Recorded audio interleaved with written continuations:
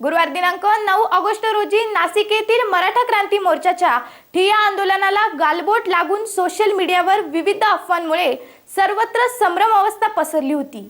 त्याचे काहीसे पडसाद सिन्नरमध्ये उमटले होते। पण काय आहे हा प्रकार याबाबतचा एक व्हिडिओ आमच्या हाती लागला आहे। पाहूया नक्की काय घडले नाशिकमध्ये।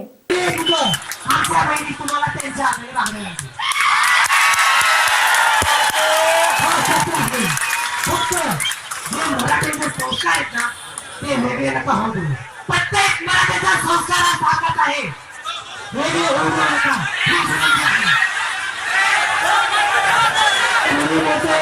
चुकीचं बोलणार नाही, चुकीचं बोलणार नाही। मला आक्रोश करायचा नाहीये।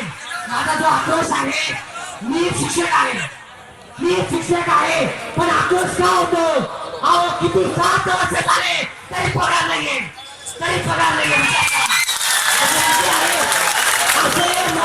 किती आहे याचा विचार करा। आज जर विचार केला ना, कुठलाही मराठी अधिकारी आपल्याला जिल्हा परिषदला दिसणार नाही, दिसणार का दिसणार नाही?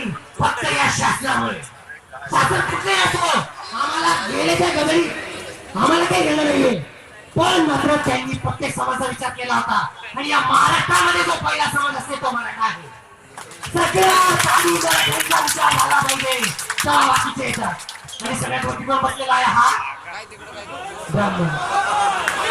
मला जातीय राजकारण करायचं नाही, आपण तुम्हाला साथ दिली, आम्ही तुम्हाला साथ दिली।